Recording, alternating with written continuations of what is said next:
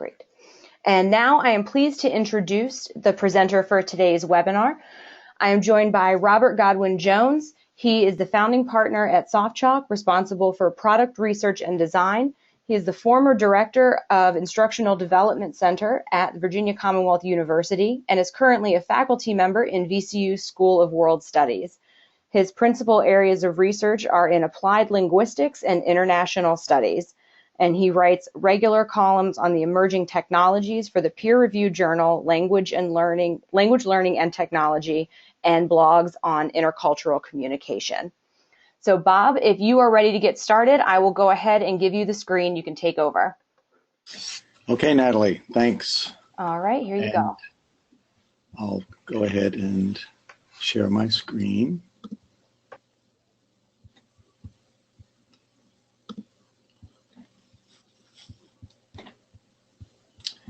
Is that showing up now? Yep, we can see it. Okay, great. Well, very happy to be here today to talk about repurposing content for hybrid and online course delivery. I'm going to start by giving you an overview of what it is I'm going to be talking about. Give you some background on the specific course that I'll be describing and talking about in terms of content design and its evolution from face-to-face course to hybrid to totally online, and how course materials were developed and what was used at the different stages.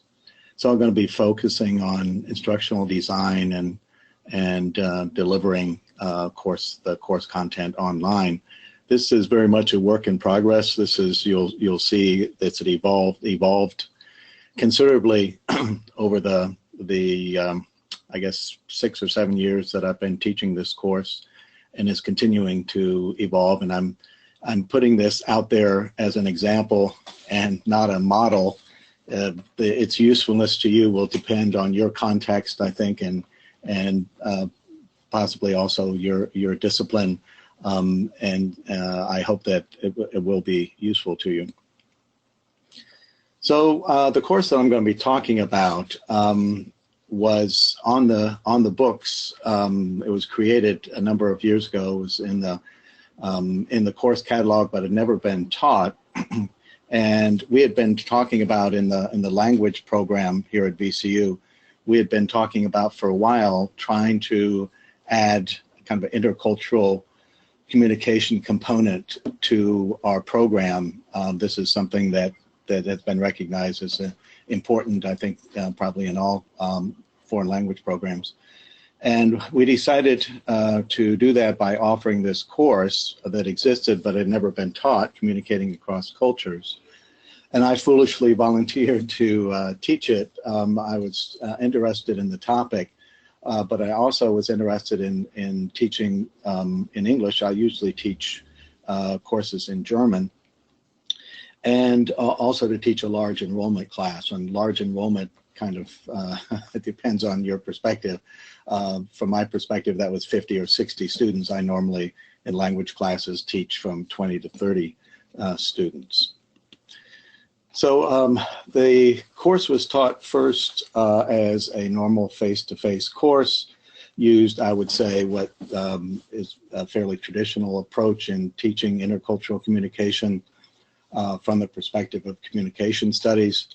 Since this was a required course for all our language majors, and then subsequently has been made also required for all international studies majors, I wanted to put a lot of emphasis on language, more, I think, than is typically the case in similar courses. And so I wanted to introduce topics like linguistics, language learning and technology translation. So when I taught the course as a face-to-face course, as I said, this was something that was new to me. So I barely stayed ahead of the students. I used a commercial textbook, and I'll talk about that a little bit more later on. I'm moving away from using a commercial textbook. It's one of the ways that this course has been evolving. But I used PowerPoint lectures, kind of traditional lecture and discussion format. I had a course presence in Blackboard, but it was mostly, which is the learning management system that we use here at VCU, but it was mostly as used for content delivery and for the grade book, and not really in a substantial way for content delivery, and that has changed quite a bit as well. So I'm just going to show you some slides from the PowerPoint presentation. The reason I'm showing this to you is that in a minute I'll show you how the content was transformed from using just PowerPoint to doing an online tutorial that incorporated in an interactive way that same content. When I taught it as a face-to-face course, I had fairly traditional assessments, so in-class quizzes like this one that you're seeing. I had written midterm, and in-class final exam as well. And one of the things that's evolved in my teaching of this class is not just the content delivery and how the course is taught, but also how the course is assessed, and I'll talk about that a little bit also. So I would say that, you know, in the evolution of this course, there have been kind of three stages. The first was this face-to-face stage that I just described, and then about 4 years ago, I had the opportunity to participate in a program that was offered from our Center for Teaching Excellence here at VCU to encourage encourage faculty to redesign a course for online delivery. And so I did that, and in preparing to teach the course in the summer completely online, I decided to teach it first in a blended format, where we would meet instead of twice a week as the course is normally taught. It's a 3-credit course. We would meet just once a week, and the students would do a lot of work online, which is typically how the blended format works. So I used a flipped format, that is to say, no more lectures in class, but I recorded the lectures on video and made those available to students online so that they could watch those at home. And the videos were not just the narrated PowerPoint presentations, but whenever possible, when I found appropriate video clips from movies or from YouTube videos, other sources, I would integrate those into the videos as well. So what that meant in practice was that class time was used for active discussions of the content, for role play activities. This is something that typically in such courses is done, and also student reports. Students all did an individual report as well as a partner presentation. One of the main things that changed as I redesigned the course for hybrid and online delivery was that I added reflective journals. And I wanted to have the students use this as a way to demonstrate their learning, rather than having the quizzes that I showed you. I wanted them to actually think about what they were learning and to think about it and write about it. And so they now have to do 2 or 3 times a week of these reflective journals outside of class. There are also discussion forums, and these are contained within Blackboard. And this intermediate stage, I was still using a commercial textbook, but since this was a hybrid, taught as a hybrid course, it was supplemented by a lot of materials that are online, and this is where I started to use SoftChalk to design tutorials. I've used SoftChalk over the years for in language instruction quite a bit. This is the first time that I'd use it in this particular kind of course. And I'm going to walk you through what a typical online tutorial look like at this stage.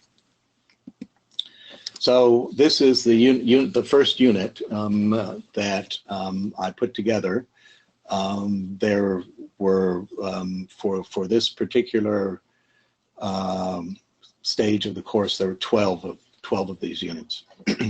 So each unit, as you can see up here, had between 1 and 10 pages. This one had 9 pages. You can see the navigation up at the top. And this first page, the initial page, kind of introduced the unit and talked about the learning objectives. I usually, if I had found a cartoon that that went along with the topics for that unit, I would include that as well. Over on the right-hand side, there was a short video intro here that was available for the students to click on within the browser, or they could go to YouTube to view it. I find that for hybrid, and particularly for totally online courses, it's great to have that personal view of the instructor, and this can be done in a variety of ways. What I did here was simply use the webcam on my laptop to create a short 5-minute video that introduces the unit. What you see also on the sidebar is a blog feed. I maintain a blog, have for a number of years, actually when I started teaching this course, where I blog about topics that relate to the course content. And the way that blog feed works, this is a widget, by the way, that you can add, a JavaScript widget that you can add in SoftChalk. The way that works is that it pulls from the blog the content, the blog posts that are tagged for the topic in that particular unit, so that blog feed will change from unit to unit. So that's the first page. Then the second page of the tutorial is what I call the unit opener, which works as a kind of advanced organizer. Typically, I will play a short video clip, or there might be something to read, or images that are used. And you can see this is very short, just 2 minutes. This is taken from a YouTube video. And this introduces the topics of the course, hopefully in a somewhat interesting way for the students. I wanted them to start thinking about the topics for that particular unit as they're working through the tutorial. And so after they've played the video and thought about the questions that you see here, I will follow up with the next page in the tutorial, which addresses those questions. In this case, the video is a rap music video in which the singers use both Turkish and German. They're German citizens, but with Turkish backgrounds, who live in Germany. And the part of the point here was the hybrid nature of a lot of personal identities in today's world. We talk a lot about identity formation and immigration issues, minorities, and this obviously introduces those concepts. The next page was this narrated presentation that I mentioned earlier, and as they're viewing that, they have the option down here to click on a PDF of the outline of the PowerPoint, and if they want to follow along with that or take notes on that, that's the purpose for making that available in the tutorial. And then there are exercises that check their understanding of what was presented, and these reference both the content in the narrated presentation and the readings in the textbook in this case. And there are different formats. Here you see one of the questions was a multiple answer format. I use other formats that are available, both quiz question formats and also the activity formats. This one, for example, that you see is a drag and drop exercise activity that's available to create through SoftChalk. I'll show you in a minute what happens when they complete the tutorial. Basically, I get that information sent to the grade book in Blackboard. I'll talk about that in a minute.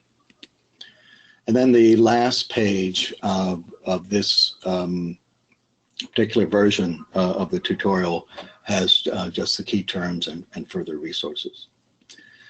So I'm going to talk about the change 2 years ago in rebooting the course. I had the opportunity to participate in another internal program. This was an internal grant opportunity to redesign a course as kind of a global virtual classroom. And the idea was to connect your course to a class at one of our partner universities. And at that time, we had 15 international partners. And so I thought this was a great opportunity for a course like communicating across cultures to actually communicate across cultures. So I applied for the grant and got it. And what I wrote up as my goals were two basic things. One was to find partners with whom I could collaborate, both in terms of students doing virtual exchanges in one way or another, and also collaboration, possible collaboration with faculty members at those partner universities to develop an open textbook for the course, a OER, open educational resource that could be used here by me and my colleagues at VCU, but they would be available for use by anybody else as well. And so I was able to find partners at VCU's international partner universities, and particularly I have a very active partner in India, the Indian Institute of Technology, and also in South Africa at KwaZulu-Natal University. And over the past 2 years, I've had a few other folks who have been willing to join in, who have contributed in one way or another to the development of the textbook, either as collaborators or reviewers. And that's been extremely helpful to me, as one of the things I'm trying to do is to come up with a text that's less US-centric than the textbooks that are typically used in the United States in teaching this course. So, for example, I wanted examples of intercultural communication beyond the American context, and that's been very helpful to have those partners. And I mentioned before that I also wanted my students to have the opportunity to connect with students abroad, and I've been lucky enough to have 3 telecollaborative partners, one in Russia, Piatigorsk Linguistic University, one in India, as I mentioned before, and one most recently in Taiwan. And this is a university that we've just recently developed a partnership with, and I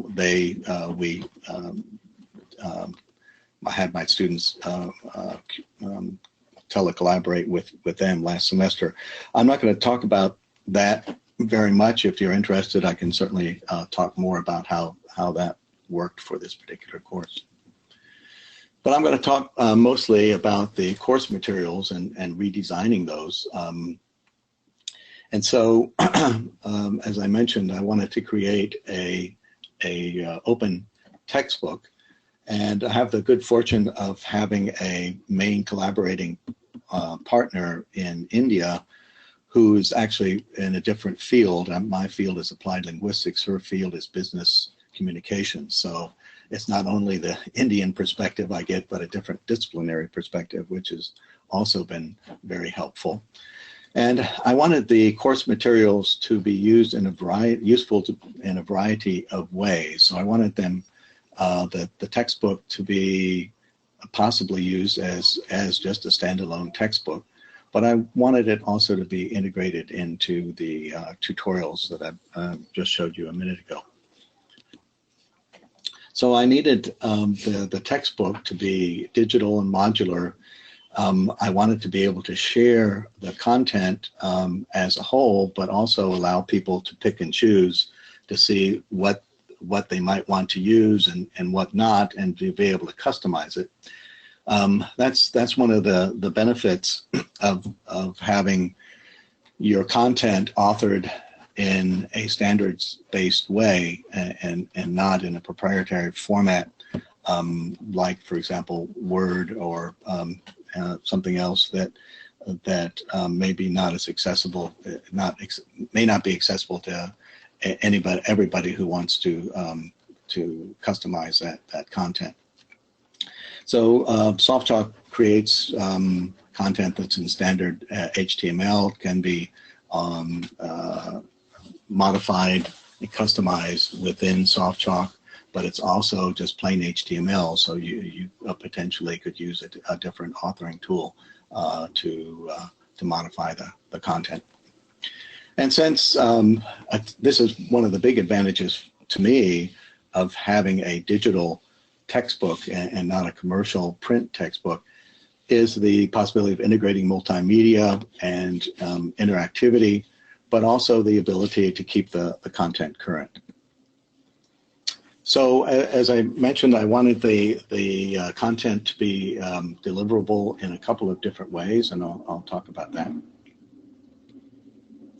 So the current version of the content, both in terms of the textbook and in terms of the online tutorials, consists of 7 units or 7 chapters, each in 2 parts. So there are kind of 14 potential units.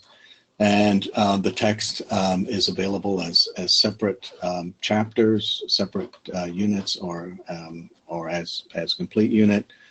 It's available in different formats and is also integrated in the process of doing that currently. Is going to be integrated into the tutorials that I showed you. So this is the content as it stands now.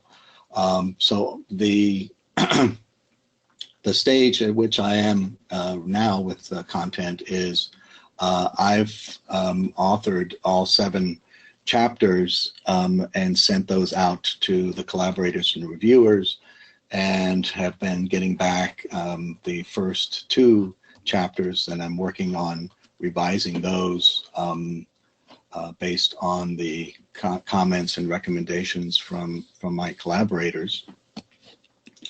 And this is what the PDF version of the content looks like now. This is the beginning of the first chapter. So it looks like pretty much like, I would say, a typical textbook. Obviously, it's PDF. The interactivity is limited to just having web links, the hyperlinks. Beyond that, there's no other interactivity if it's a PDF. This is the same content as an ebook, and I can talk about that later if there's interest. So that's the format of the PDF. Actually, also going to make the content available as a Word file, so that it can be modified in that version as well. So this is the revised version of that same first unit that I showed you earlier. You can see that it's stripped down a little bit from how it looked originally. That's for a couple of purposes. One is that I wanted to not make this something that would take a long time to load, and I wanted it to work well in a mobile format. That was an important part of kind of the delivery strategy, that I wanted the content to work well in mobile as well. And I wanted it to be accessible to students whose first language is not English. Because I did, in fact, my partner in India has been using draft versions of this in one of her classes. And that's why, for example, on this first page, I've added the key concepts for this unit. So if students want to look through those key terms before getting started with the tutorial, they can do that. Otherwise, the tutorial is very similar to what you saw earlier. There's there's a opener and notes, but what's newly added is page 4 here, namely the text. And this is how right now it's integrated. This is something I'm kind of struggling with, is exactly how to integrate the text into the tutorials. Right now, it's available as HTML within the tutorials. Whoops. They can also, however, click here and get the PDF version. So if students would rather print out the text and read it on paper, they can do that. Some people like to read on screen, some don't. This is one of the reasons why it was important for me to have this available in a mobile-friendly format, is that I would like this to be available for students to read on their smartphones, and so one of the things that I'm debating currently is how best to present the content. Right now, that the first chapter is presented on this single page, which necessitates quite a bit of vertical scrolling. So I'm thinking that I'm probably going to break it up into separate pages. It's something that I'm still working on. One of the things that I've added as well to the tutorials, I showed you the former last page of the sample tutorial, which kind of pointed to just a few resources, and I've added substantially to that, so that there are a lot of resources that are listed. And this is one of the advantages of digital format for content delivery, is this can be added to and updated continuously. This is there's now also the exercises are very similar to what you saw before. One of the things that I've added is the key terms over here. This again is with the thought that some of the students may not be native speakers of English.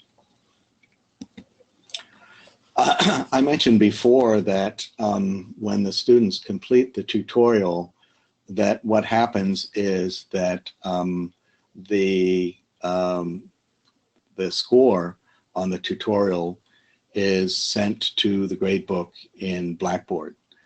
And how this works is that in SoftChalk, you can save your content as LTI compliant, and you can package it that way. And that allows that content to be integrated into a variety of learning management systems. And so in my case, what happens is that the students will get to the tutorials through Blackboard. And so Blackboard knows who they are. And so when they click on the link to the Unit 1 tutorial, it will go to SoftChalk and retrieve this particular tutorial, and will know who it is that's viewing the tutorial. And when you package something in SoftChalk as LTI package, it includes on the very last page of the lesson a link, a button to click on when the student is finished with the tutorial. And in my case, on these tutorials, that's this page that you see in the background here. Excuse me, not this page, but rather the last page that you just saw with the quiz questions and the exercises. That finish button is there, and when they click on that, it sends the score to the Blackboard gradebook. Now, the score that they get is not a major part of their grade, but I wanted some way to make sure that the students, each student, was working his or her way through the tutorials, and so that's why I'm using this particular way of finding out if that the student has in fact completed the tutorial. So in other words, that the questions and the exercises are really more in the way of formative assessments rather than summative assessment. In terms of assessment, right now, the major component of that are the reflective journals and their participation in discussion forums, as well as the two exams that I give. I'd give a midterm exam and a final exam. They also have, as I mentioned earlier, oral reports to do in class, as well as 2 short papers. So the grade that they get on these tutorials is only 15 points each, and that's out of a total point count of 1,000 points. So they can also, by the way, retake the assessments that are in the tutorials, because, as I said, the idea is that they're for formative purposes and not for formal assessment. And I think at that point, I'd like to open it up for questions. I'd be glad to address issues in terms of design, but if you have other questions relative to the content creation or formatting, I'd be happy to address those as well. Bob, right now, all the questions that have come in have been answered, so I'll give it a couple minutes. Okay, someone just asked a question. This is from Kim Fishback. She said, "We are very concerned about meeting federal accessibility guidelines. How do you go about meeting these guidelines as you transition your courses?" Well, it's something I think that all schools, universities are aware of and are concerned with. SoftChalk, I know, has been working towards making the content in the lessons as accessible as possible. One of the things that has been important to me, particularly as I've redesigned the content for this course, is that accessibility helps not only domestic students, but in the process of, for example, creating subtitles or creating transcripts for videos, you're also helping international students whose main language, native language might not be English. So one of the things that I'm working on, and I showed you the short intros to each of the units within the tutorials. Those are subtitled, and I start with using the transcription that's available through YouTube, and then cleaning it up. But it does a good initial job. And I'm going to be making those available both as subtitles and as transcripts. And so in terms of the video, that will be accessible both to the students who have disabilities in terms of hearing, but also I think will be helpful for international students. Thanks, Bob. Another question that came in from Julie is, how do you calculate the estimated time for completion for your units? Yeah, that's something that I definitely wanted to add in, because, you know, that's one of the issues with digital content or with ebooks, is when you have holding a book in your hands, you know where you are in the book, right? So physically you can tell how much further you have to go. And with digital format, you know, I think it's important to give students some heads up as to how long it's likely to take to work their way through the lessons. And I have to say, this is kind of a rough estimate, and it's based the expected time is based on a couple of things. One is how long the videos are, and assuming that the students watch all the videos. And typically for each of the tutorials, there will be 2 videos, one about 5 minutes in length, which is the intro, and then the narrated presentations, which are typically about 20 minutes in length. And so there's that, but also I kind of time myself reading through all the text and also answering the questions. Now, I add to that, since I'm able probably to go a lot faster than a typical student, I add time into that.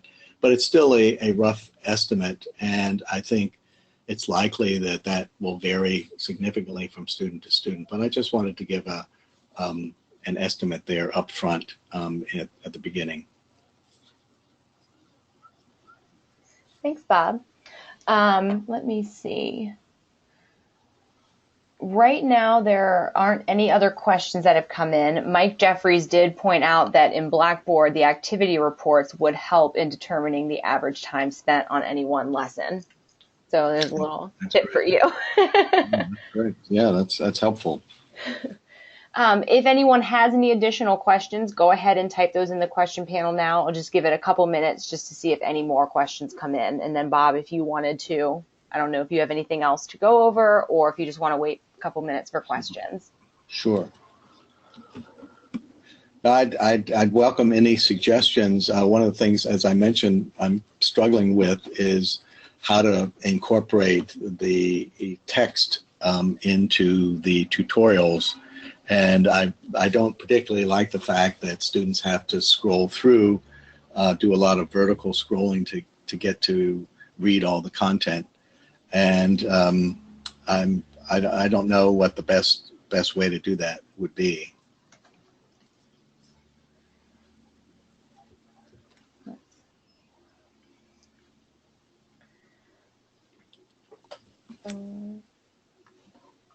All right, I don't see any additional questions coming in right now. So what I will do, oh, here we go. Someone said, have you considered using, is that Isuzu, ISSUU? Not familiar with Isuzu. Or issue, or he said it's pronounced like issue. Don't know. What is that? Lisa, if you want to comment about what that is in the question panel, we are interested to hear. It's a platform that resembles a publication that you can turn the pages on. No, I'm not familiar with that. And then someone asked if you could review the ebook that you had mentioned earlier. If I could review it? Mm-hmm. You talked about how you turned it into an ebook. Yeah, I did that using the ebook creator within SoftChalk. There are a couple of different ways that you can create a ebook, and that's basically the content in a format called the EPUB. And one of the advantages of using SoftChalk to create the e-text is that you can include not only text but interactive elements as well. So not just multimedia, but quizzes, quiz questions, as well as activities, learning activities. And you can package then that as an ebook. You can create ebooks in other ways as well. For example, if you're a Mac user and you use a word processor from Apple called Pages, there's actually an option to create a ebook directly from your file in Pages. But that will create just a static ebook. It will include images and text, but no multimedia or interactivity. There are ebook creators also beyond SoftChalk, but if you have your content already in SoftChalk, then it's probably easiest to create the ebook within SoftChalk. All right. Someone else said that learning modules in Blackboard can have sections posted as pages to students. Could that ability be integrated in your textbook to avoid the scrolling? Yeah, I think I may do something along those lines. I haven't used that particular tool within Blackboard, and the reason for that is that I want the content to be available within Blackboard, which is what we currently use, but I want it to be available outside of Blackboard as well. And that's for a couple of reasons. One is to make it accessible to people who are not using Blackboard, but also I don't know if my institution is going to continue indefinitely with Blackboard. It may or may not. And so I don't want the content to be trapped within a proprietary system.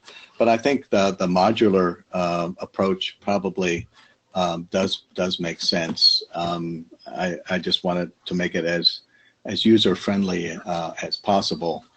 And so that's something I'm going to continue to experiment with. And obviously, one of the things that can be helpful is student feedback.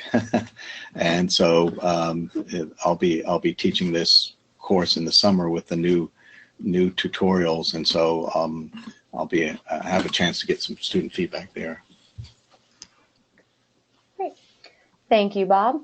No additional questions came in, so unless you have something else that you wanted to cover, I will go ahead and take back the screen and wrap up. Okay, great, Natalie, thanks. All right, let's see. All right, everyone.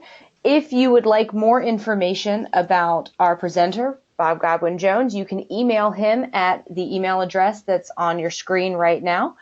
And then if you would like more information about SoftChalk, you can visit our website at softchalk.com, or you can send us an email at learnmore@softchalk.com. And we wanted to thank you, Bob, so much for presenting this webinar this afternoon. We've gotten a lot of thank yous in the question and comment panel, so I think everyone enjoyed your presentation. So thank you for doing that with us today. And thank you, everyone, for joining us. And have a great day. And again, you'll receive the recording in an email sometime tomorrow afternoon. Thanks, Natalie. Thanks, Bob. Bye, everyone.